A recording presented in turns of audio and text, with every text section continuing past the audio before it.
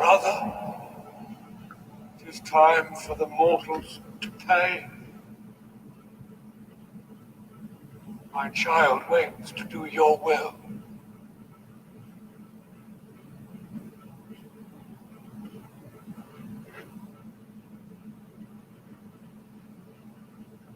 Leave us.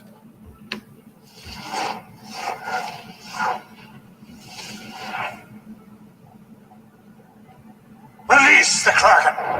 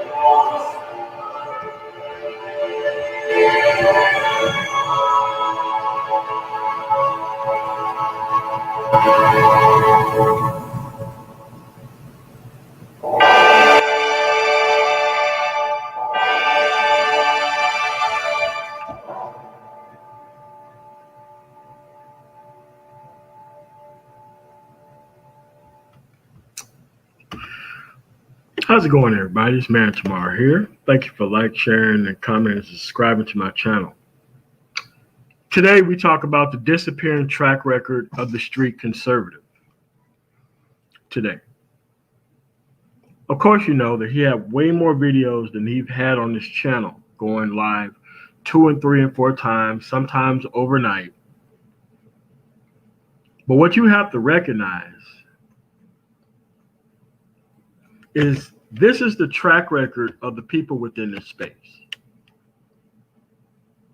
They truly think because they get rid of their actual videos that the things that they actually said in the near future is merely going to go away because they got rid of the videos that was up.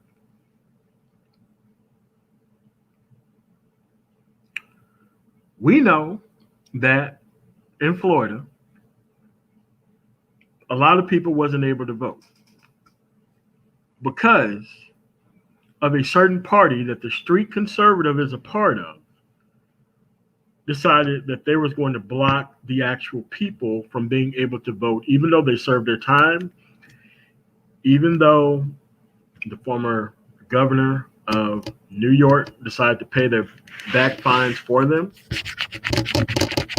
But those people were still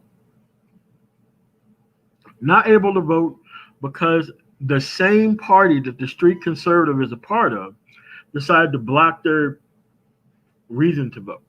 And there's no reason why most of those people would not have voted because they've been lobbying for that actual privilege, which should have been restored to them once they served their time. It's over. I did not hear a street conservative do one live stream about those people who he claimed to speak for. Mr. Research, Joe BMT, and every other conservative within this space decided not to protect their brand of conservatism from the newcomers into the conservative space. You've had the politically illegitimate and the politically ignorant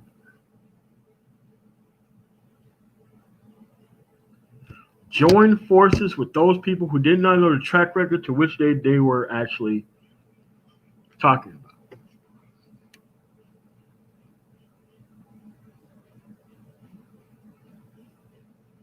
This week, we had 2 bills.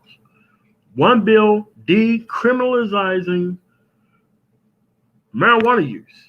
You didn't hear any of these people who was gaslighting black people on the regular about the 94 crime bill, even though these people did not commit any crime in their life,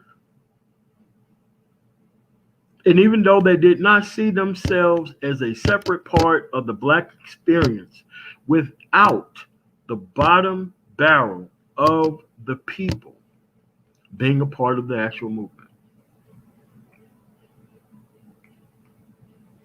that they were a part of. Because you have to realize, like everybody else, those people left a hole in your heart when it came to being accepted among the group of people that they claim that they're a part of. Just so that way they can come in at the end of your success and try to run your particular situation, no matter what it is. Because you need them.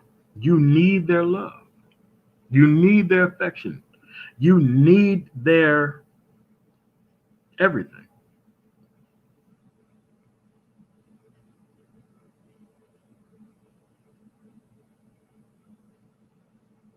You see, this is the problem with black people.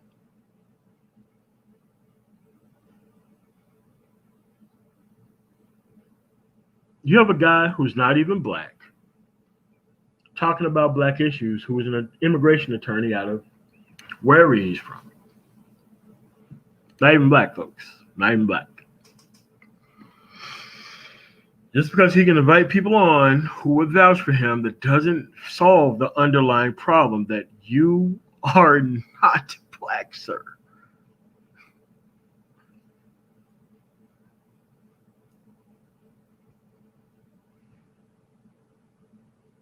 So you have to understand, even though this individual is on other people's live streams, gassing up their live streams, they don't want to take responsibility for the track record that he is a part of. He is a part of the track record. When he ran those overnight live streams, they wasn't for educated black men. They were for street dudes to come on to shit all over black men. That's the track record. Actually, that's how I got to be a YouTuber, was running into these people on the panel, and they did not know who the fuck I was behind the scenes. Where the real manosphere is at.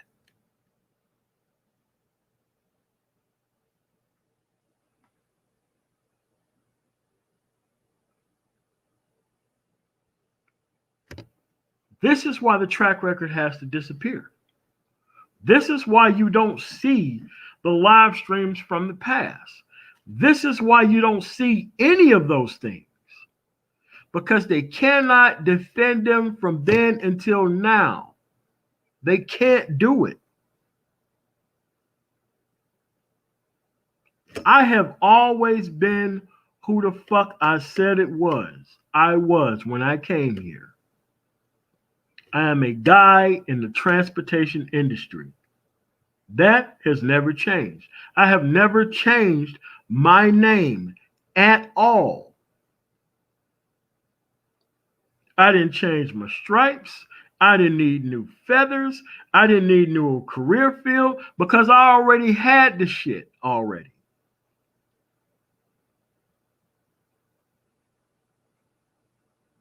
I also remember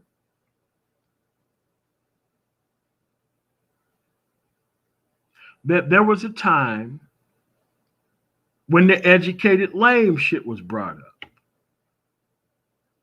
Even though it was an old conversation,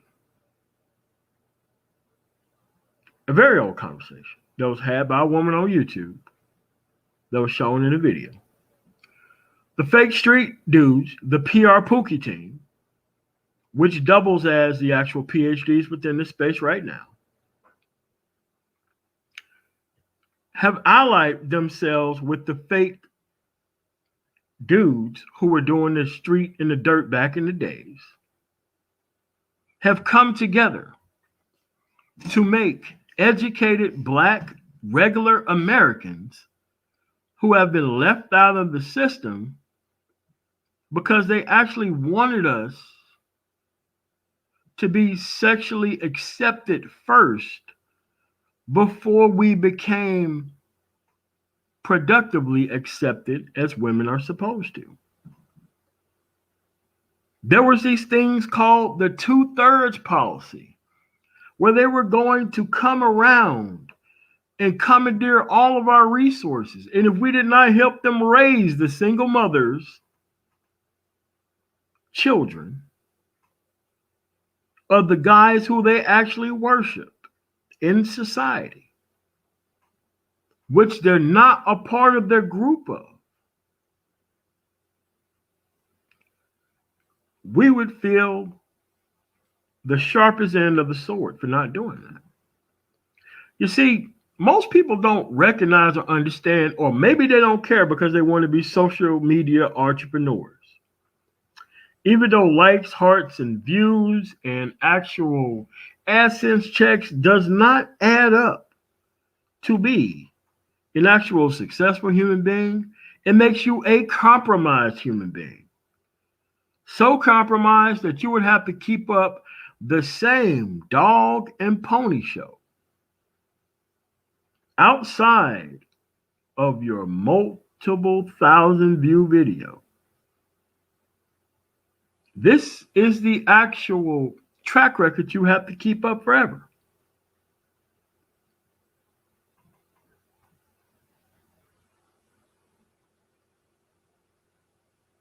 Within the same camp, we've seen over the past 3 years a multitude of people get kicked out of the camp of those people. Because when it came time that they ran into a corner, when that they did not have any opportunity to recycle the same information that they have came across, what they did is they started cannibalizing people within the group.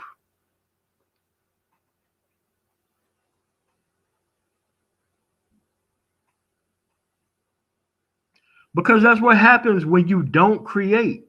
You turn into a consumer of everyone and everything around you. Because if you are a destroyer, you actually do create. You actually create by consuming those people around you.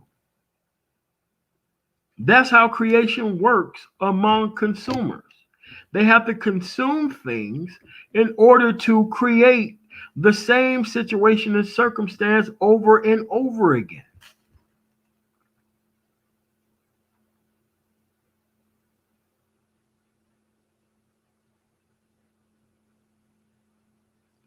It started always as it starts. It starts with people who have a better track record and the people who are more productive than you to start.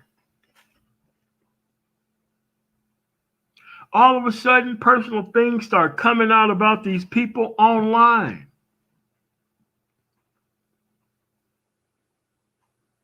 And then when a grandmaster troll starts to publish your personal effects online, you claim foul.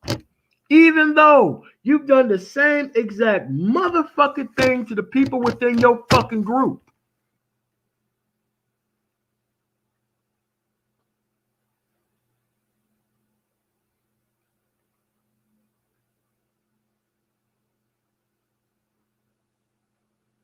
This is why you cannot see an open track record of the actual person from beginning to end since they've been on YouTube, since I was on the show back in the day. I freely admit that I called into his show because I did not see black people doing shit online. And so him and like Mr. Job was the only people who was talking about the shit. And then I got introduced into O'Shea. So you know how that shit went.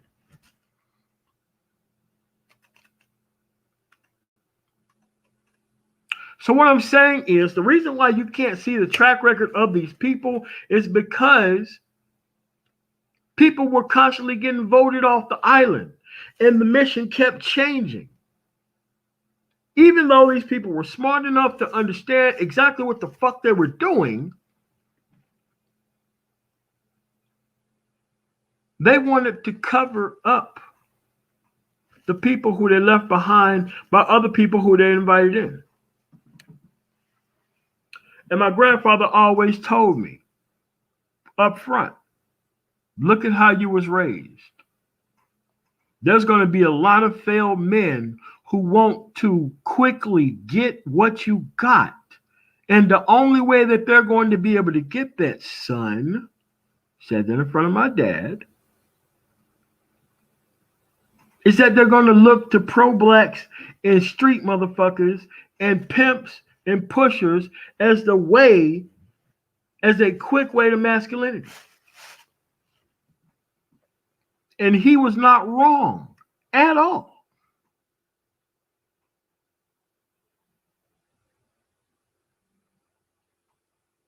This is what we have here within the space.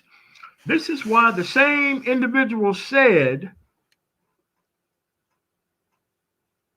you are to respect a man's hustle, not a man's track record, not a man's background, not a man's level of principle, not a man's anything, because that's what make men. The things that I just named, it make men. But when you have men within the environment who call themselves conservative, even though a lack of order is what given the rise to street people within our actual culture, you cannot say for a second that you're a fucking conservative.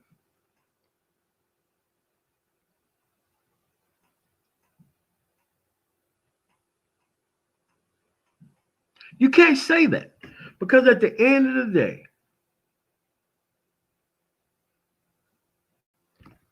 these people do not have the ability to produce.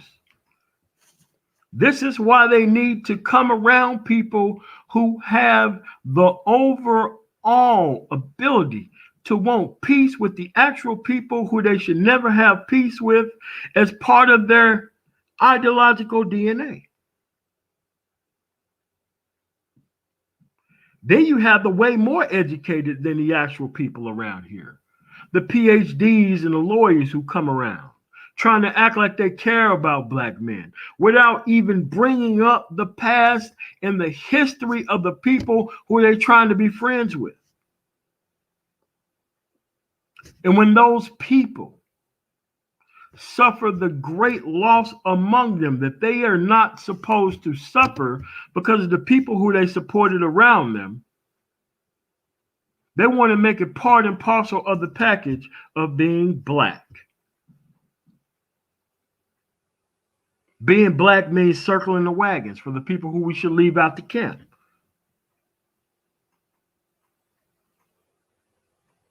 This is why you can't see what actually happened before, because they don't want you to know what happened before.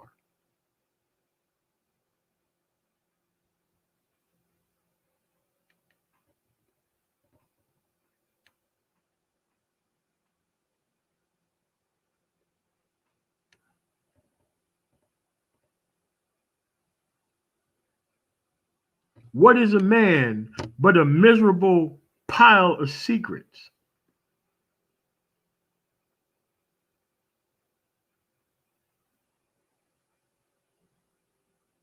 I forget which Castlevania games that was said in, but Dracula said that to one of the Belmont boys.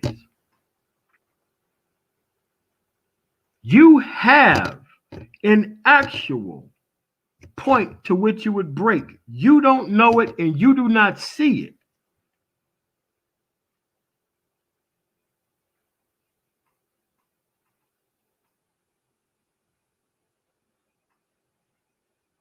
But this is where we're at right now. People who cannot survive on their own. And I guarantee you, I really guarantee you, I'm talking about with a 100% effectiveness rate, that Kendra was going to be the next person sacrificed by these same people.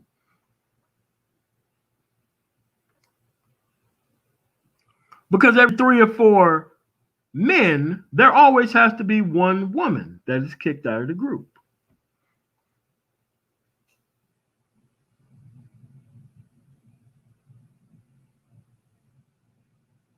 This is where we are. But see, you're supposed to actually think that we're one big, happy motherfucking family. When we got people who don't operate by family values that they claim to actually operate under.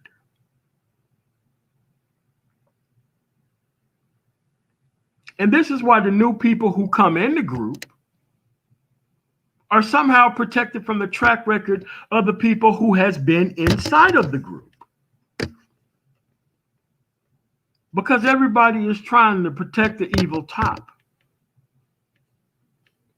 at the expense of everybody else who's never going to make it to the top. What this street nigga bullshit is about, it is a finishing school for black men raised under the black women who did not know how to pick a actual fucking mate.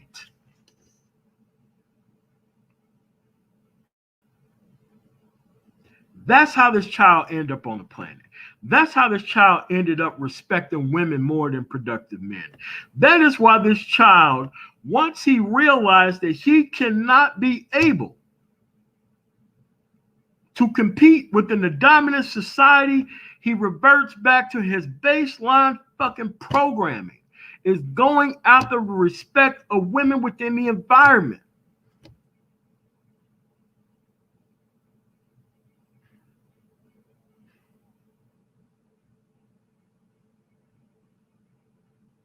Young Portfolio, I agree with YouTube doing that.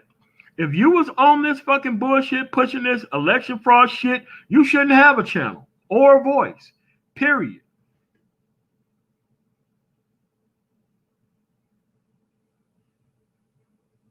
Fuck your opinion. If that's what it is, they were waiting on people to be gaslit into doing violence against other American citizens.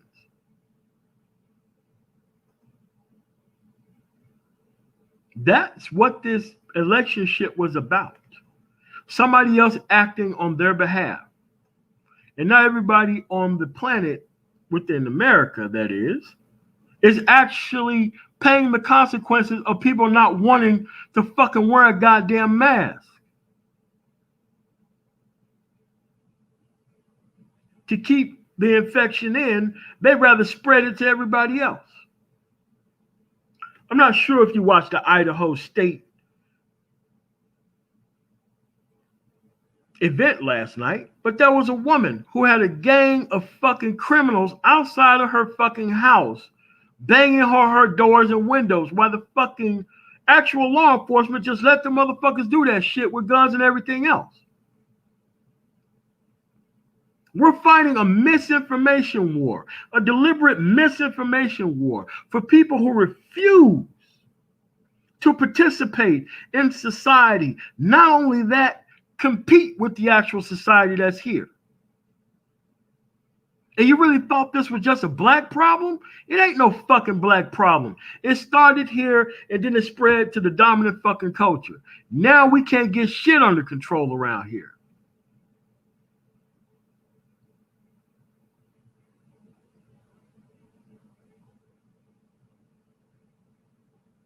When in doubt, just delete the videos.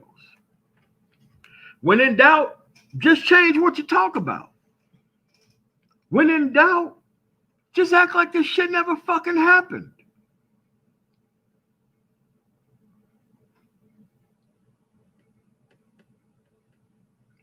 This is where we are.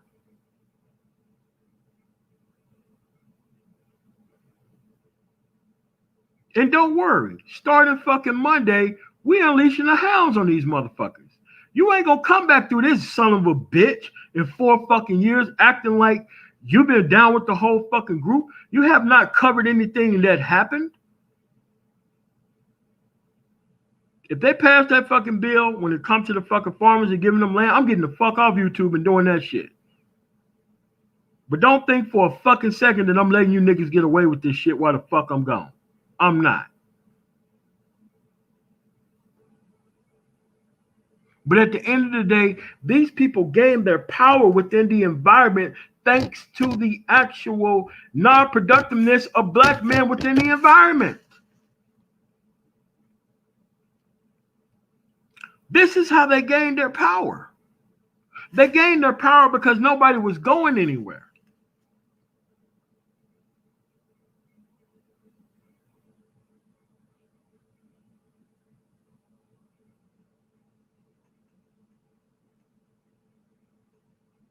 This is why you can delete videos, but you can't delete track records.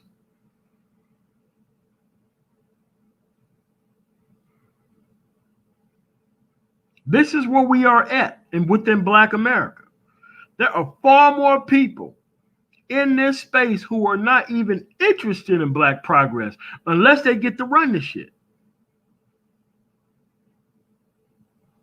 This is where we are. But I'm supposed to sit here and shut my fucking mouth while these people do this shit to our fucking space. Listen, man, if you're already talking about women and worrying about her level of suffering within the environment, you already can't be helped. I'm not even worried about you. Because pretty soon the environment is going to be a place to where you are not going to be able to survive any fucking way if you ain't got no legitimate means of actual survival.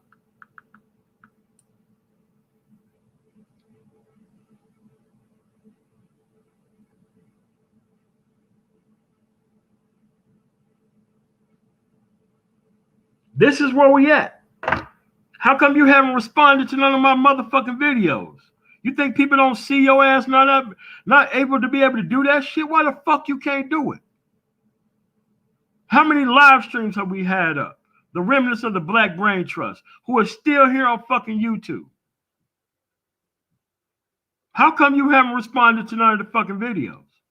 How come you haven't talked about the decriminalization of marijuana? All you 94 crime bill crybaby motherfuckers.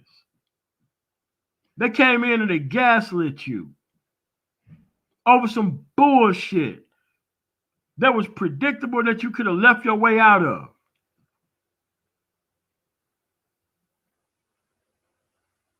I'm sorry, but I'm the only man in the fucking manosphere left fucking standing. And that ain't my motherfucking fault.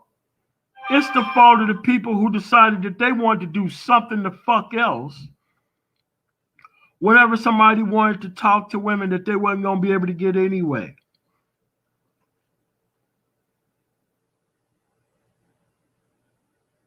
It was the watch it burn cowards who wanted to make sure that the cuts came down and made the women suffer so that way they would run into the arms of any motherfucker without any type of value who's willing to take care of them. That's most of these dumb motherfuckers around here. Again, like Jeopardy, you have to phrase the answer in the form of a question, but with dumb niggas, you have to phrase the answer in the form of a hustle.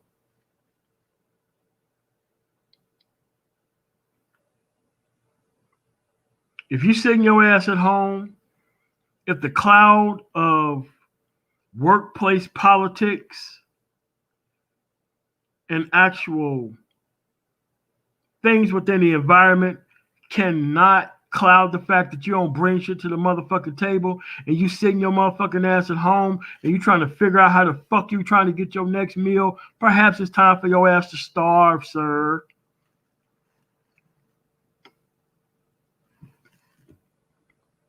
You're right, Keith.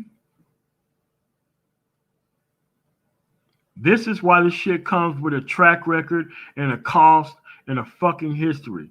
Because if you jump your ass on a train that's slowly moving the fuck downhill and that motherfucker ain't got no brakes on it, you going right off the cliff, right with the person who brought your ass to the table.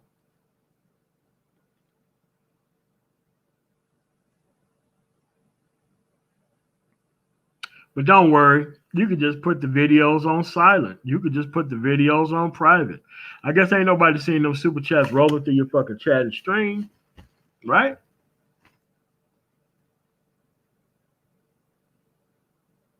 This is why you don't see the track record of people who say they've been here 8 or 9 fucking years, but you only got 2 years of motherfucking videos. A couple of months, 6, 7 months between videos. That ain't what the fuck happened.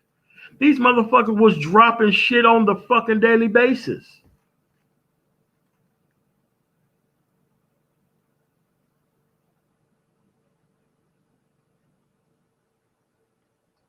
And I'd be damned if I fucking leave. I'd rather kick niggas out than fucking walk away. Because your position is too weakly fucking defended. Why the fuck would I walk away? You can walk away. You will change your content. You will change what the fuck you do. You will do that. I'm not doing shit. I'm going to sit here and do exactly what the fuck I was doing when I fucking came here. I'm not gonna change what the fuck I do. The people who I never fucked with or the concepts that I never give a fuck about, it's the same shit I carry now.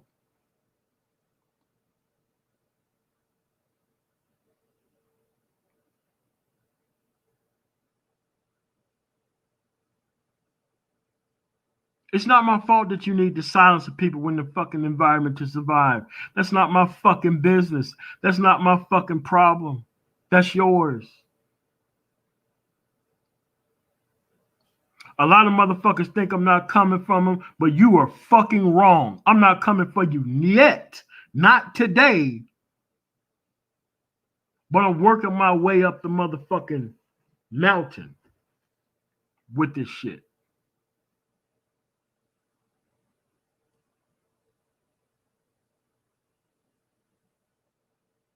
There's no way I'm letting you niggas off the hook with this shit. It's too public for me to walk away at this point in time.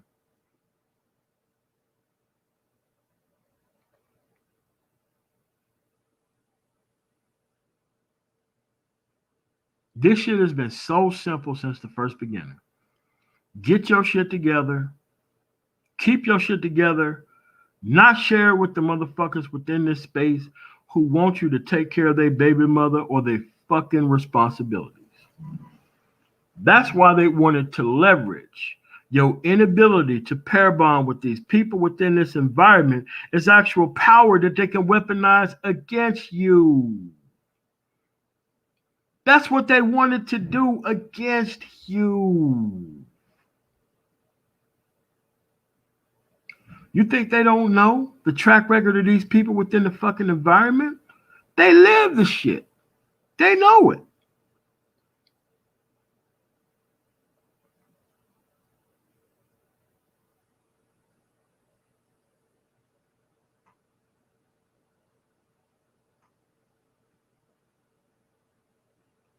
This is the way this shit works.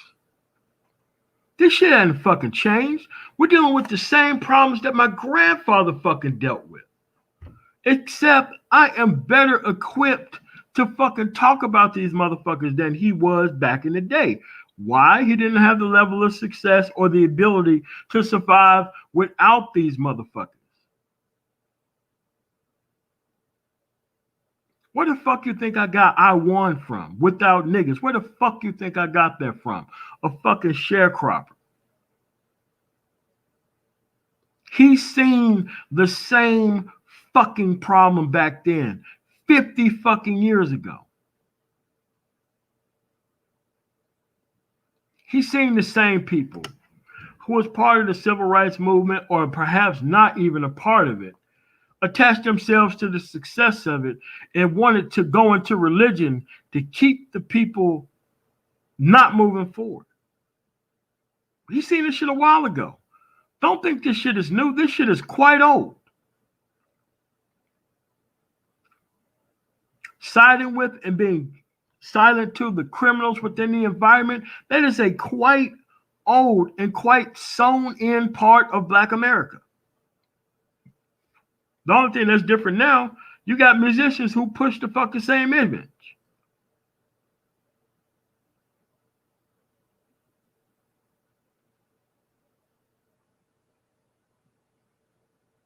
But don't worry.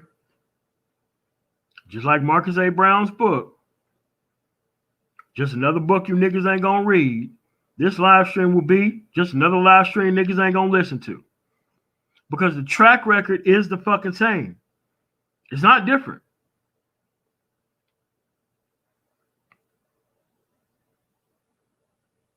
Right now is the time for organization. You know what people are doing? Doubling back, talking about women, and covering a guy's exploit or the actual environment where he cares nothing about the men or the women.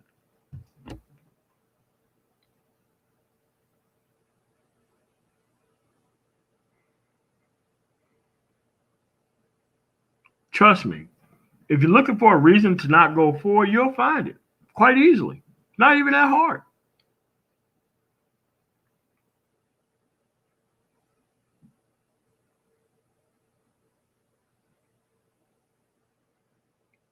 This is why it's vitally important to get your shit together.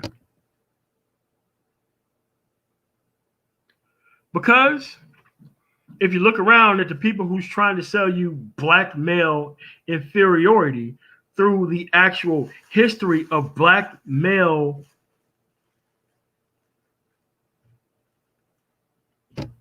hurt, harm, and pain. But at the same time, these individuals are empowered by the actual lack of progress of black men within this environment.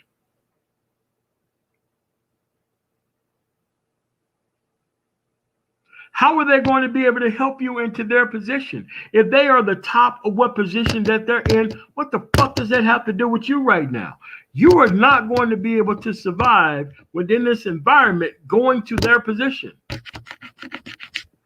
Their position is made up of and is actually dependent upon black men not moving anywhere within the environment.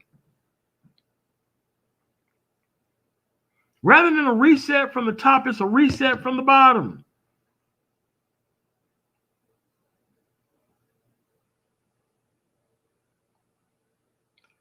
How is learning about how the government have done you wrong and fucked up? How the hell is that going to help you move forward within the environment? How is that going to work?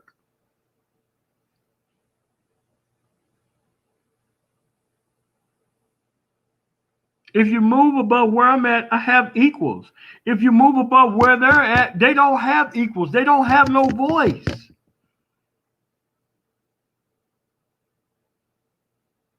That's why it is a finishing school for people who not been raised with two-parent households within the environment.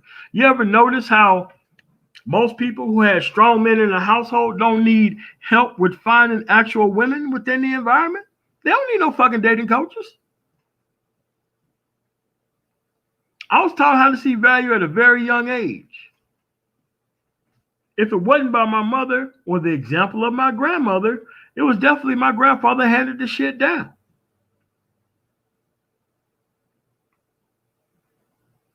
That's what culture is supposed to be, handed down, not grown up by a small percentage of people within the environment who's never going to be able to gain any headway at the top of the environment because of the people who's in front of him.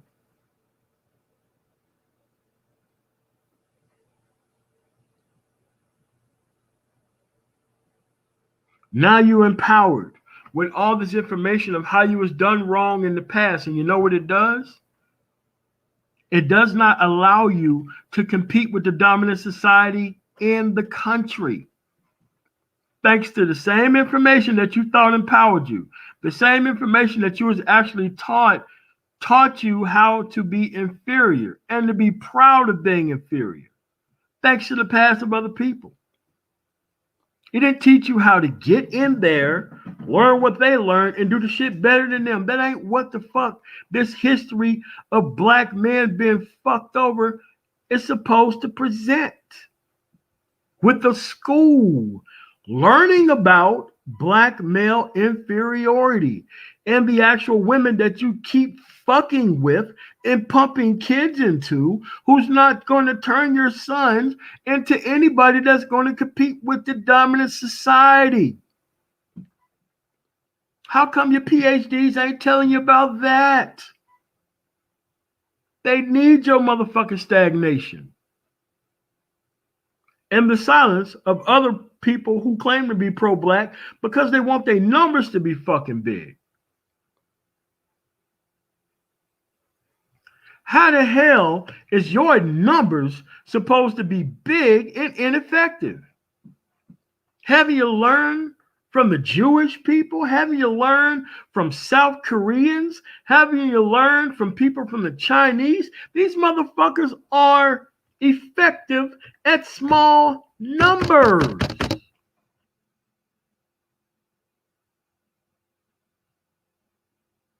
But within Black America, you have to take your small numbers and divide them amongst the other people of the goddamn group so that way we can be that group of 33% rather than 100% of very small people who want to make it. just so that these people within the environment who's fed off of the sexual delight of the misguided women within the environment can help them maintain their place. They know what they're doing. I'm just telling you, I see what they're doing.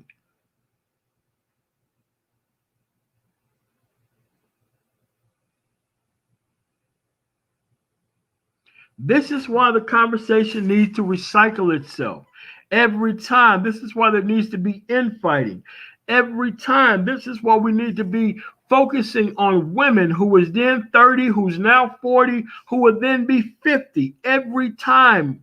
The reason why we need to do that is because there's going to be no overall change. And if the youth see that there's no overall change and they get rewarded for not changing, what do you think they will become? They will become the new individuals of the group who enforces black stagnation, black inferiority.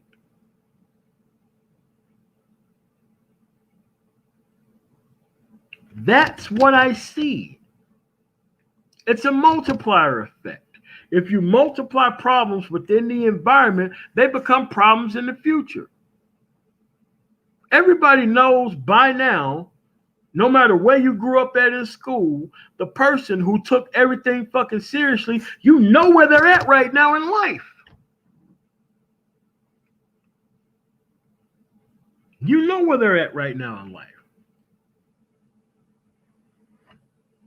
But you honestly think this is why ex-pimps can just flow through the environment. This is why ex-hustlers can just flow through the environment. This is why the OGs who watched a bunch of young kids do all the shit that he should have been doing to go to prison, but didn't, are still in the environment. They're here to make sure that this shit never fucking works right.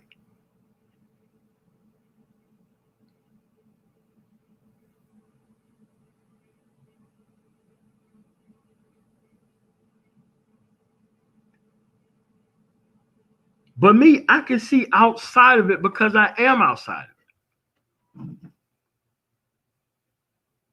I can see this shit right clear and very upfront because I'm not trying to be friends with these motherfuckers. I want these motherfuckers gone. I'm not going to waste any portion or part of my life fucking actually with direct action. I'd rather give it to you through information. Getting you to logically see what the actual track record is of the people who's trying to get you to listen to them within the environment. How's a pro-black going to help you be a fucking programmer? How is a pro-black going to help you to be a stock person? How is a pro-black going to help you create an app? How is a pro-black is not going to beget anything else beneath him than another person who believes in the same shit that he fucking believes in to keep empowering him while he's actually there? 1,000 heads are cut off by one snake. Rather than 1,000 heads are paying attention to the snake and staying the fuck away from the goddamn snake.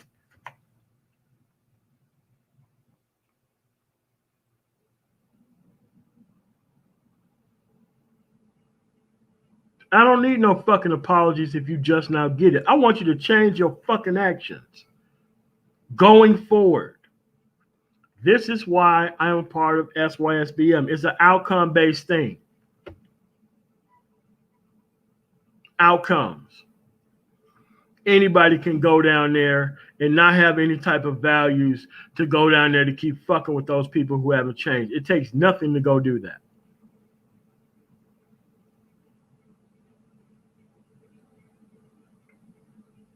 And you know who helps hide the track record? The people who are smart enough to know. Your PhDs, your fucking attorneys who know better.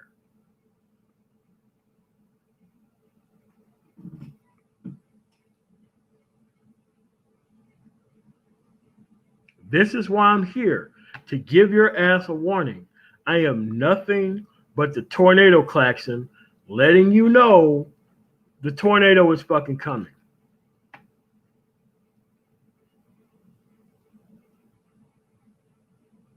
While I do agree with what they do, you should see through what they're actually doing. They have to create more failures to survive. That's what they're interested in creating. More failures. Because if they created people of success, modern success, productivity-based success, they're way better than the people who are speaking today. They don't want you fucking moving on to something better. They want you trapped into the same shit that they're empowered by. And it's not that they are empowered by it. They have more information on the same shit than you do, but not more power on the same shit than you do.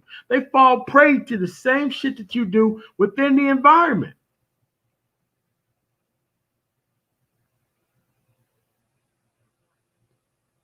They're not above this shit.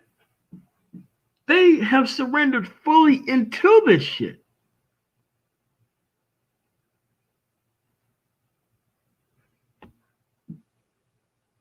What's going on, Game Changer?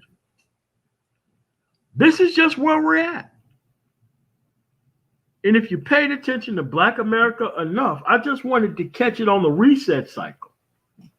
When everybody walked away from the principles of the fucking space, who wanted to turn into other things that this space was never intended to be. So that way I can show you firsthand why we are not moving forward. Even though I get the fucking label of not being pro-black. I'm pro-black fucking outcomes, not pro-black intentions. Anybody can come around and sell intentions. A hustler sells intentions. A hustler don't stick around to see what the fuck this shit is about after this shit leaves. A hustler don't do that. A hustler is trying to get you involved in the system to where you're actually going to need his help forever.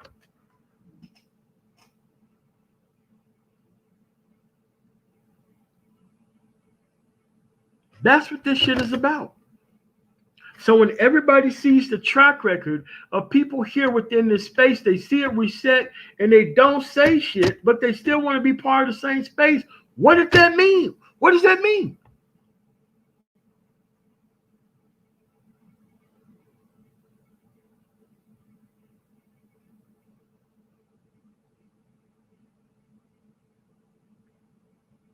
Fuck that. We know what you did last election cycle. That's what it is. Even if you don't fucking know or have any type of understanding, you know what the motherfuckers who did know better. That's the thing. It's not hard.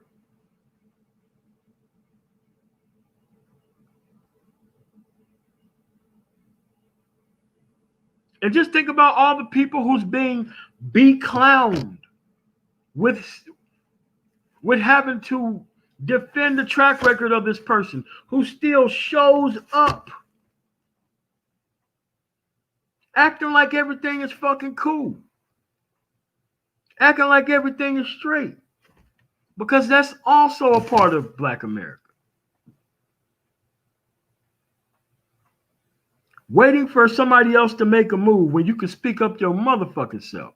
That is what Black America is about. It's about sowing in failure. So that way, the far older people can retire in relative obscurity without taking any of the fucking blame.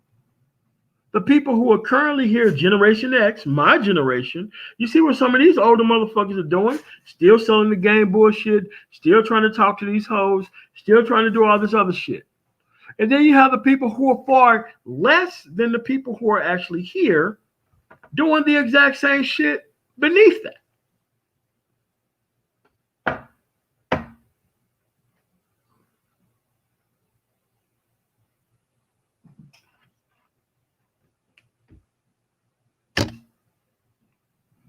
That's exactly what they're doing. 100% intentions, no facts, no case, taking advantage of the ignorance of the people within the entire group. And when it comes up time for your ass to show the shit in actual court, you can't do a motherfucking thing but not show up.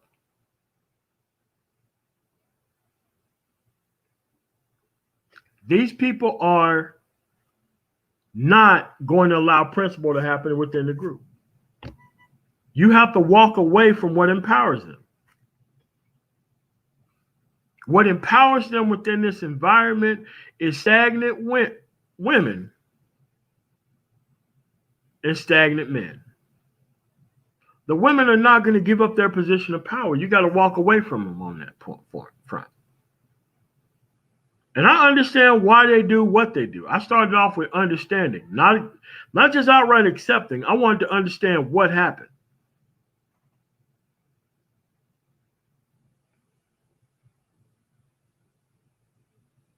The main people who claim they got this stuff under control are the same people who allowed this stuff to happen in the first place. And then they wanted to depend on sexual access as a reasonable sacrifice in order for them to be on this path that they're on. Dudes in their 50s talking about game, talking about how they run shit within the environment, even though they on child support like every other person who ain't got control over his situation. But when it comes down to it, they will protect her ability to run shit. Why? They don't want to be in charge. They don't want to take charge of anything. They don't want to do the work.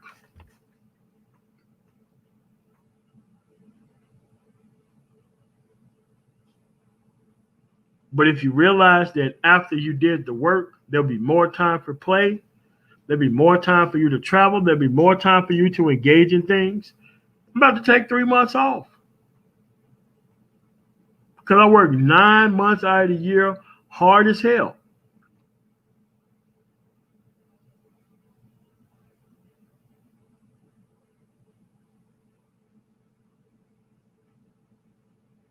This is where we're at, folks.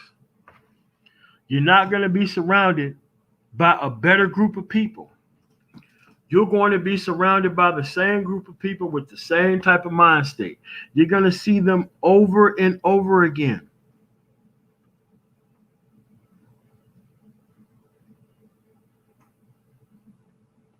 I just wanted to sit here long enough for this stuff to reset in a place where everybody has abandoned the base.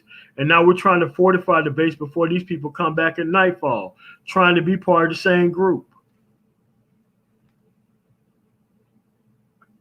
These people changed their jerseys and they left the stadium. Now we're trying to fortify the stadium to stop them from coming back in.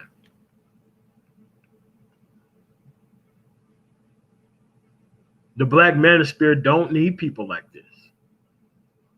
They wanted to label and name and actually take up all the names of the possible websites and think that they're running shit because they're doing that. That's what saboteurs do. Saboteurs ain't got no right to speak, no right to talk. They don't believe in the mission. They want to sit there right in your face while they need the actual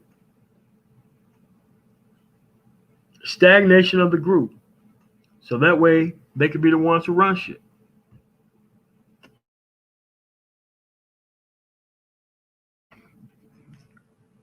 You want to know why this place haven't attracted that many decent women, except for a very few channels?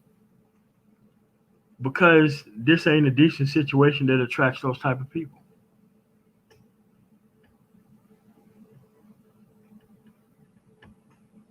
And people ask, well, why are you still here? I'm still here because I'm with the original mission.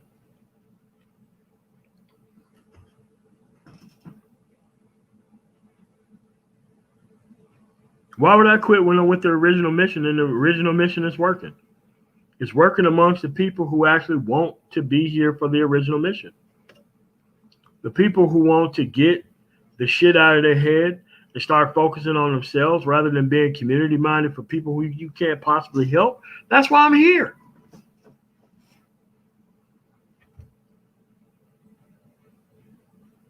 The Black Brain Trust didn't fail. It's failures who attach themselves to the Black Brain Trust.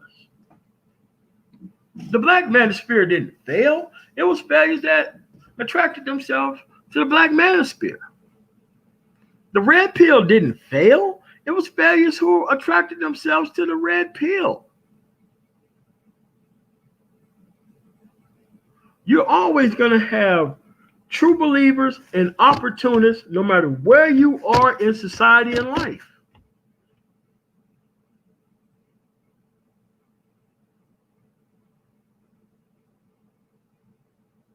The only thing it requires is principle. Are you here standing on principle? And that's very hard for Black men to actually stand on because you are rewarded so much by not standing on principle. Within the Black society, you are rewarded heavily with just access, not control. And to some people, that access is worth more than you can actually imagine.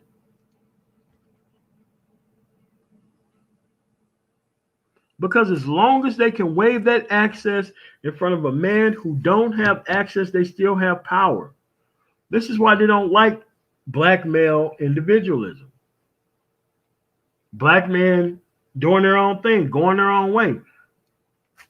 They don't like SYSBM because you wasn't competing within the same market that they was competing in. Because when you decide that you're not going to follow their actual level of masculinity, you actually have indicted their level of masculinity. You have told them that their masculinity is defunct. When you decide that you're not going to climb up Mount Daggle for her respect, they can't stand that.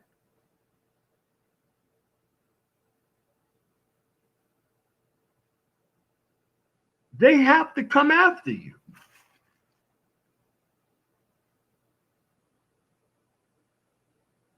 Because it's not only their job to surrender, it's to teach other people that surrendering is A-okay.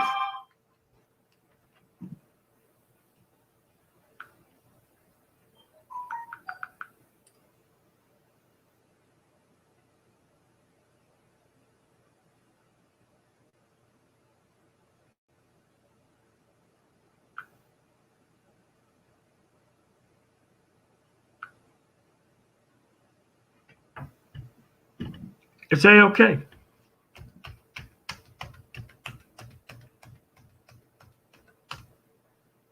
They need this. They need the failure of Black society in order to exist. I'm sorry.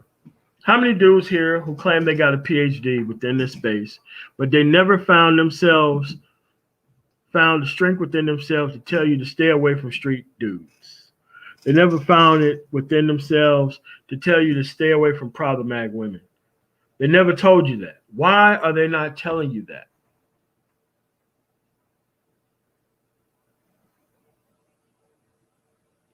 You have to understand that you got to place your shots on a range where you can hit targets. But if you place yourself on a range where hitting bad targets is something that's a 1 out of 1,000 chance, you're in the wrong field. It's best not to take the shot. I had to learn it in the military. Sometimes you don't take the shot. Sometimes it takes a bigger man to not take the shot.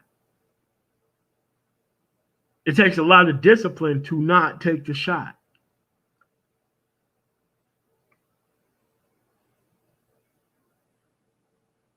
The training has not failed.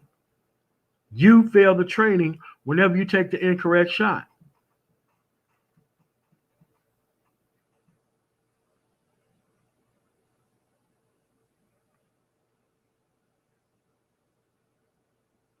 There's nothing wrong with the sights on the weapon. You shouldn't have to keep going to check the sights on the weapon. If you realize that you're on the field where you can't sight the sight in to hit something, maybe the weapon that you're using on the field that you're actually in is not going to grant you any type of results on where you're playing.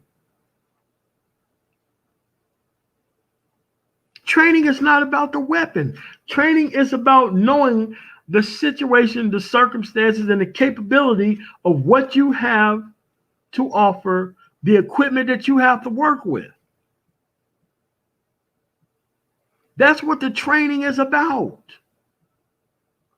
The training is not about going out there with a 9mm Beretta trying to hit a target 1,000 meters away.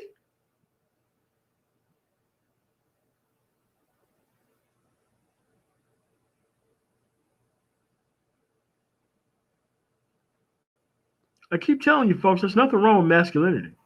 Then it keeps need to be redefined. Masculinity has always worked. 1.0. The things you produce and how you actually compete within the environment. That's what masculinity is based on. But the actual internet alphas came to the internet and tried to tell you that a pair of underwear for somebody who's overly used within the environment is the new standard of masculinity. It wasn't a new standard, it was their standard. And there were so many people among who was practicing that standard, and there were so many people who was not living up to the standard. That's how they got the standard of masculinity. Only in the online space.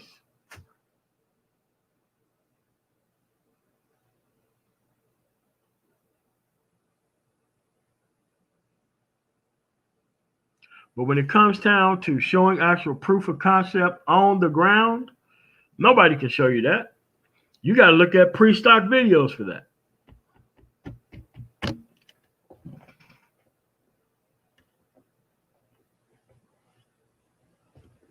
Both of man, thanks for the $9.99 super chat. Great information. Yeah, thanks for super chat. But this is where we at. Nothing that I'm telling to you is a lie. Everything that I'm telling you takes one adjustment towards, and then you free yourself from my speech and their speech forever. You get to decide how this story ends. But learning black male victimization, we're only going to make you redo the actual mistakes better. You're going to try to pick between people within the environment who's not cultured to respect you better. It's not going to have you go to a new environment where things are actually better for you to operate. That's what it is. This is where we're at.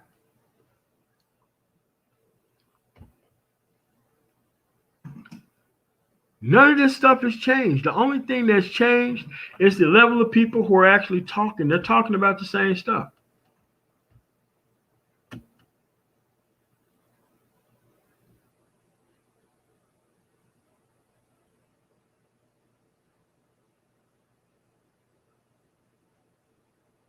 That's where we're at. We have too many people haven't started conversations, man.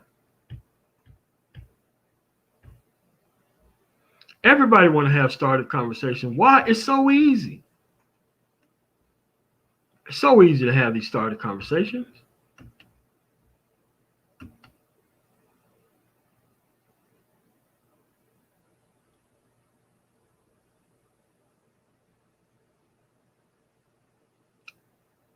But at the end of the day, there's not going to be any progress. You got to make the progress. You have to do it without the personnel who actually is empowered by your stagnation. You have to do that.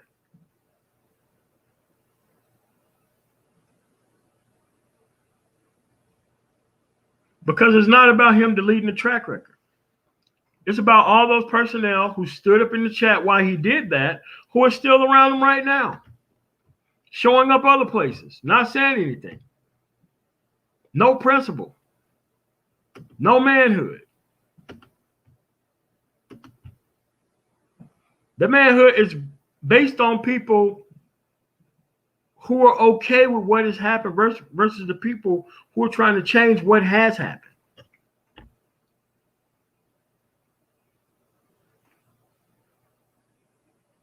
Just like it's a simple choice for them to be there, it's a simple choice for you not to be there.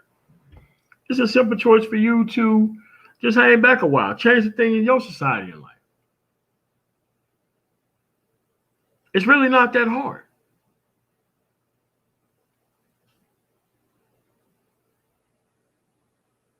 However, you're going to have another person who looks at what has happened and they want to be the next new voice among those people who have done those things within the environment.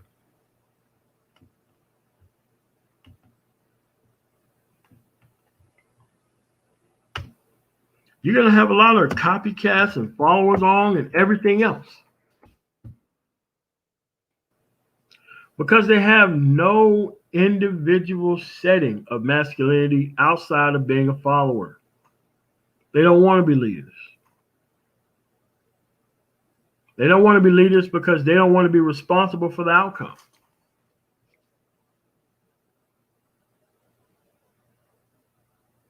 You got to want to be responsible for the outcome. Because once you start to want to be responsible for the outcomes, that's when people have to go from the team. This is when people have to go from the phone. This is where people have to go from the personal life. Once you want to be responsible for the outcome, that's when things start to get real to you. When you actually have to plan like an adult and not just sit back like a bitch.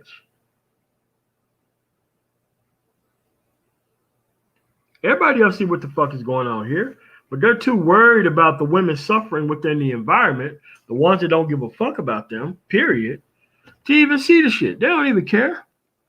They don't give a fuck. Because what you're seeing right now is the original reason why they wanted to attach themselves to the manosphere.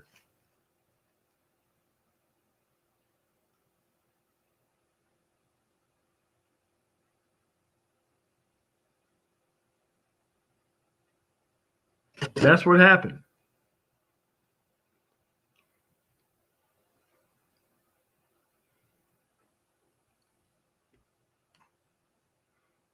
That's what happened. And this is why the track record has to disappear. So that way, new people, lost people coming into the environment can be misled by the same people who know the actual track record, who've been day one followers. That's what this is set up to do. If you keep this up, the people who's been there the longest are the most compromised.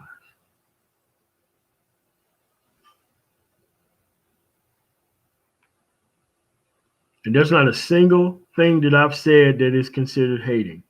Everything that I said is considered factual information that you can verify if you can actually look at the track record. But the track record disappears because everybody want to be cool with evil. Everybody want to be cool with non-principled behavior. Everybody just want to get by, but everybody wants the actual outcome of a track record of having both of those things.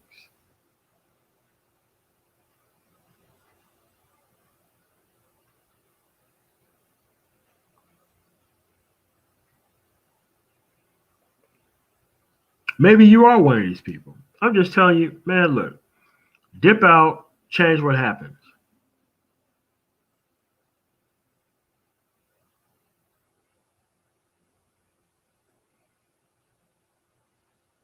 But now we know what you did last election cycle. And we knew the real conservatives sat back and let this happen. We have bills on the table about trying to change the trajectory of people here. And we know that nobody went to their side to try to help people out on anything. But that's always been the story.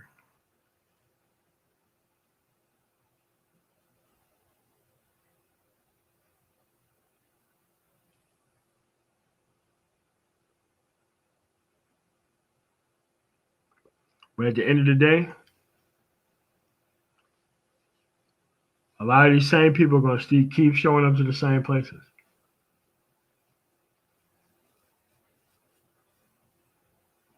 Which I'm not against. But at the end of the day, you got to know what they're saying and talking about. And you have to understand how individual action, despite those things that are happening within the environment, can actually make it to where I am right now. The truth is, I have the same information that everybody else has within this space. I just chose to apply it differently.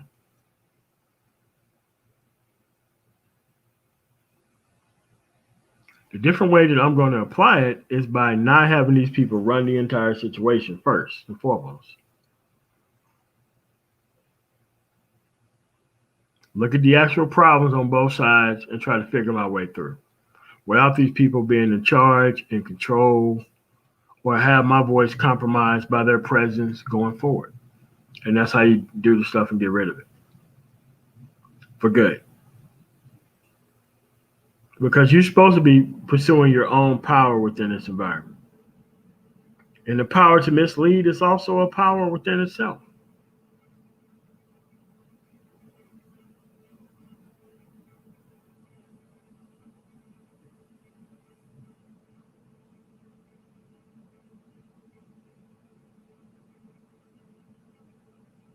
These things haven't changed, folks. They're going to keep recycling themselves forever. Because destruction follows a very specific path.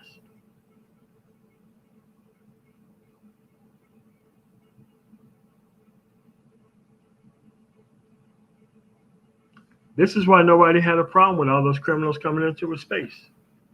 Child molesters and everything else. Got a complete pass by it. Why? You like the personality. That's the way the shit is.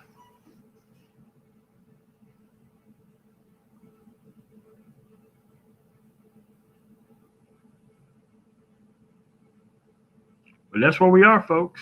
And you're going to keep making that decision and choice. And in 2021, it's no more words. It's time for some suffering.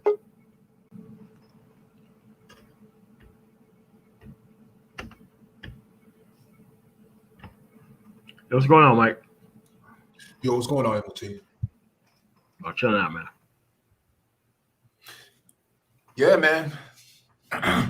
It's December 10th, and people are running for the hills, running for foxholes, looking for any way they can find a place to hide out at, including privatizing their videos and deleting things like that. And so the track record can't be traced back. We can't have an honest conversation about politics anymore. Can't do that anymore. All of this time, we have been having these conversations. I don't think you've deleted any of your analysis videos. The conversations and dialogue and discourse that we've had is all public record. We can go back months, July, August, September. We have been saying this guy is going to lose, and if he doesn't fix, if you go to the Black Brain Trust, we have been talking about this, December, January, February. If this guy doesn't, fix the pandemic, come up with a solution, he's going to lose in November. And so people are just now coming around in October and November trying to have conversations at the deepest levels. And it's like, well, wait a second here.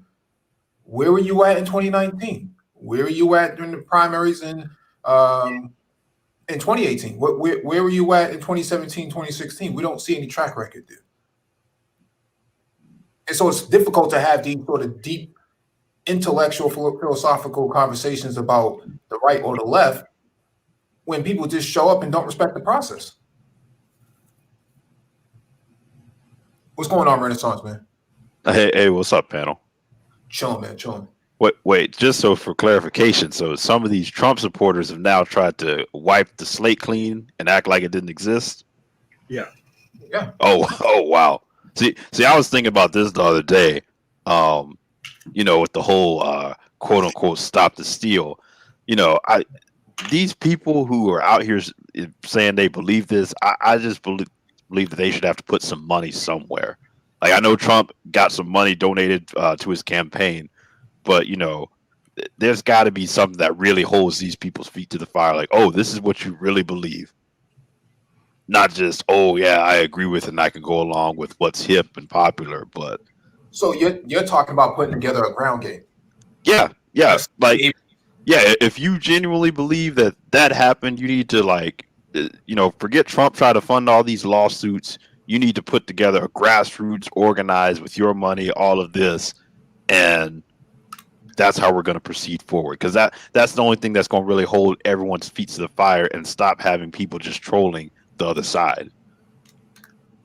Because I think that's a lot of, unless I'm just mistaken, and a lot of people are just that brainwashed. I think there are a lot of people in this whole thing who are just trolling. Yeah, and that's what it comes down to. Renaissance. It's like this. You had individuals who chase down every conspiracy theories and try to get us to respond to them. I'm like, dude, do you not know how evidence works within normal American life? Like, the way they understand how their evidence works, it works that way in a dictatorship. BS claims are made, and everybody has to risk their own life going against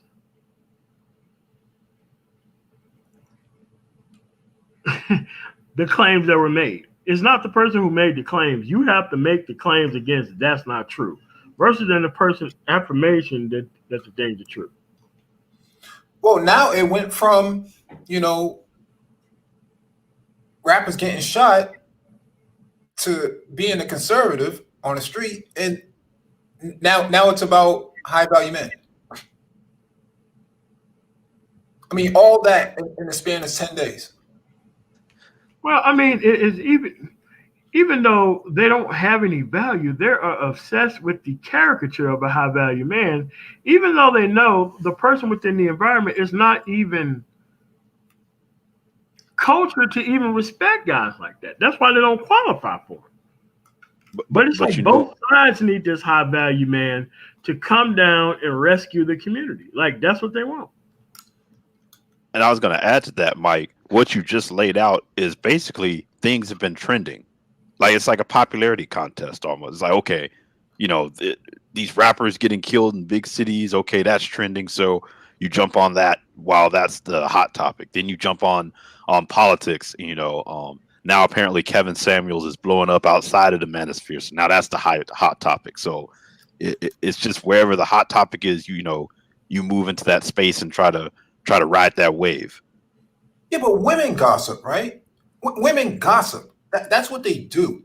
I don't expect a man to jump from one trending hashtag trending to another one just to make content. I can't believe that this is what this space has dissolved into. I thought we were. Mike, dude, it turned into a bunch of gossip boys about fucking girls. It's like the tabloids, essentially. Yeah. They turned this place into the National Enquirer. The Grifter Enquirer. Yeah. And the Grifter Enquirer.